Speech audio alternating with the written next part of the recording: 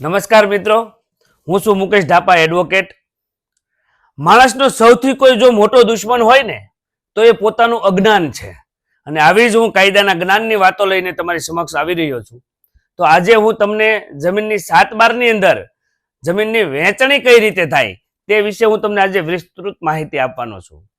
તો મિત્રો, જમીનની વહેંચણી કઈ રીતે કરી શકાય? તો કે જમીનની 7/12 અંદર જે કોઈના નામ ચાલી આવતા હોય એ ભાઈઓ ભાગની જો વહેંચણી કરવી હોય અને અલગ અલગ 7/12 કરવી હોય તો તેની માટે કઈ રીતે પ્રોસેસ કરી શકાય? તો સૌથી પહેલા તો જમીનની 7/12 અંદર જેટલા પણ નામ આવતા હોય તેમની વહેંચણી કરવાની હોય છે. જો તેમાંથી કોઈ વ્યક્તિનું અવસાન થયું હોય તો એ વહેંચણી કરી શકાતી નથી. એટલે કે જે વ્યક્તિનું, માની લ્યો કે 5 ભાઈ છે, તેમાંથી 4 ભાઈ હયાત છે અને 1 ભાઈનું અવસાન થયું છે, તો એમાં વહેંચણી નથી થતી. જે ભાઈનું અવસાન થયું છે તેમની પહેલા વારસાઈ કરવી પડે, એટલે એમના વારસદારોના નામ એડ થાય પછી પાછી એને વહેંચણી કરી શકાય છે.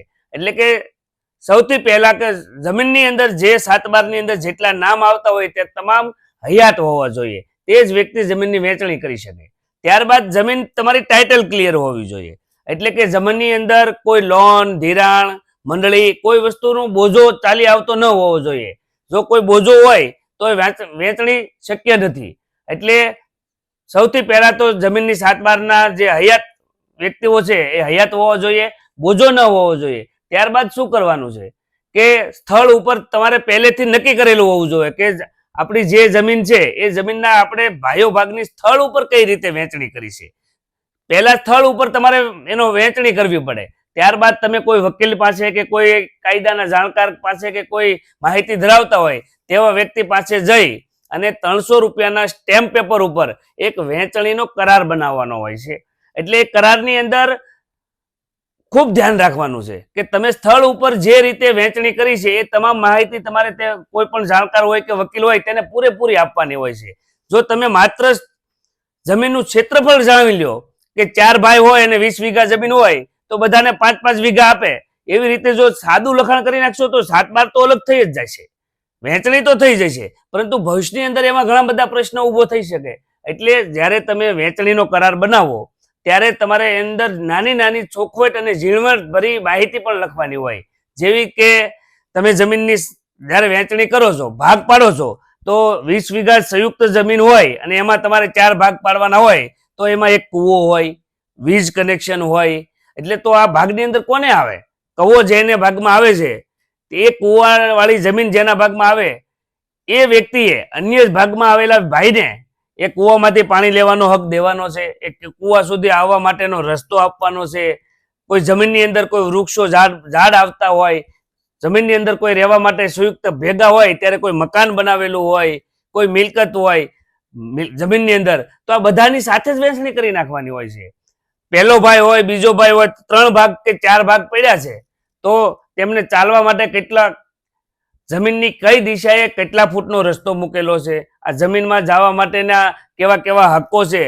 કહેવાનો મતલબ કે જ્યારે ભાગ પાડવામાં આવે જે તે વખતે બધા ભાઈઓને સારું બનતું હોય, પરંતુ ભવિષ્યમાં જ્યારે કોઈ પ્રશ્ન ઊભો થાય, અણબનાવ થાય, ભાઈઓ ભાઈઓને બોલવાનું ન હોય, એવું ઘણા બધા મારી પાસે આવા પ્રશ્નો પણ આવતા હોય છે. ત્યારે આ પ્રશ્નો ક્રિએટ થાય કે એક ભાઈ જ પોતાના ભાઈને તેના જમીનના છેડે ચાલવાની ના પાડે, રસ્તા બંધ કરી દે, પછી એને કોર્ટે કે મામલતદાર કોર્ટની અંદર રસ્તા ખોલાવવાના અરજીઓ કરવી પડે.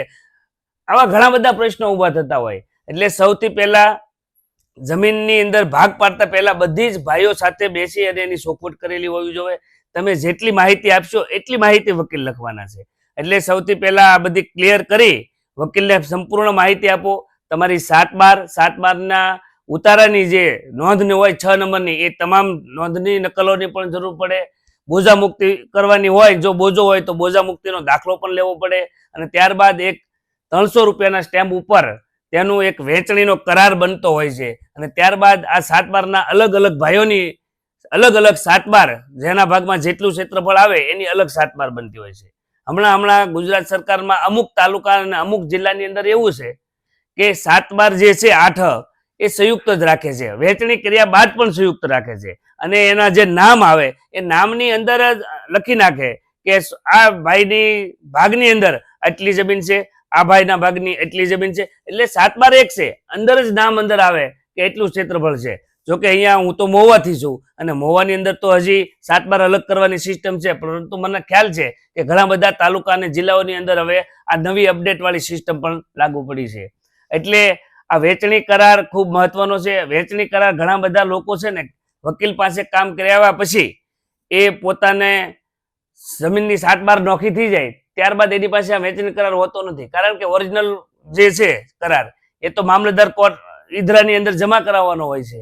એટલે ભવિષ્યની અંદર કઈ રીતે ભાગ પાડ્યા અને શું લખાણ હતું એ એની પાસે નકલ હોતી નથી. એટલે સૌથી પહેલા તમે વકીલ પાસે જે વહેંચણી કરાર બનાવો છો તો એમની એક ઝેરોક્સ, એટલે કે તમે જેટલા ભાઈ છો એ બધા પાસે એક એક એની ઝેરોક્સ અવશ્ય રાખો. પછી આ જ્યારે એની અરજી ઈદરામાં આપવામાં આવે ત્યારબાદ એક 135D નોટિસ પણ તમને મળતી હોય છે. એ મેં અગાઉના વિડીયોમાં પણ વાત કરી છે. એટલે આ નોટિસની અંદર પણ એવું સ્પષ્ટ લખેલું હોય કે આ તમારી જે સંયુક્ત ખાતાની જે આ જમીન છે એ આવી રીતે એના 2, 3, 4 કે જે રીતે ભાગ પાડ્યા છે એ રીતે આવી રીતના અલગ અલગ નામે 7/12 એની અલગ થવાની છે. એમાં કોઈ વાંધો હોય તો તમારે 30 દિવસની અંદર લેખિતમાં ઈદરા કેન્દ્ર મામલતદાર ઓફિસની અંદર આ વાંધા અરજી પણ આપી શકો છો. એટલે મિત્રો આપણે ખૂબ જાગૃત રહેવાની જરૂર છે. આપણું જમીન જો આપણે સ્થળ ઉપર ઘણા બધા એવા મેં લોકોને જોયા છે ગામડાની અંદર કે સ્થળ ઉપર આજથી 20 વર્ષ, 25 વર્ષ, 30 વર્ષથી સ્થળ ઉપર અલગ અલગ ભાઈઓ જમીન વાવતા હોય, પરંતુ એમની 7/12 આજની તારીખે પણ સંયુક્ત એટલે કે ભેગી આવતી હોય. એના કારણે શું થાય કે આપણે જાગૃત નથી. આના કારણે બીજું શું થાય કે આપણને જે ખેડૂત તરીકેના સરકારના જે લાભો મળવાના હોય એ લાભોથી આપણે વંચિત રહી જઈએ. એના કારણે કઈ રીતે વંચિત રહીએ કે સંયુક્ત હોય તો એકબીજા ભાઈને થોડું અણ બનાવવું હોય, બનતું ન હોય તો સંયુક્ત હોય તો કોઈ પણ પ્રકારની તમારે સબસિડી લેવાની હોય, રાજ્ય સરકારનો જમીન ઉપર લાભ લેવાનો હોય તો સંયુક્ત કોઈ જમીનમાં જીબીનું કનેક્શન લેવાનું હોય તો અન્ય ખાતેદારોને એમાં સંમતિ આપવી પડતી હોય છે જે તે વખતે, અને આને લીધે ખૂબ આપણે નુકસાન થાય. એટલે જો ખેડૂત મિત્રો તમે તમારી સંયુક્ત અંગત જો તમારી સ્થળ ઉપર તમારી જમીન અલગ હોય અને સંયુક્ત ખાતે ચાલી આવતી હોય તો વહેલી તકે આ તમારે વહેંચણી કરાવી લેવી જોઈએ, જેથી કરીને તમે સારી રીતે બધી જ પ્રકારના લાભ મેળવી શકો. આ બાબતે વહેંચણી બાબતે કોઈ પણ પ્રશ્ન હોય તો મને આની નીચે કોમેન્ટ જરૂર કરશો. હું એમનો જવાબ આપવાનો અવશ્ય પ્રયત્ન કરીશ. ધન્યવાદ.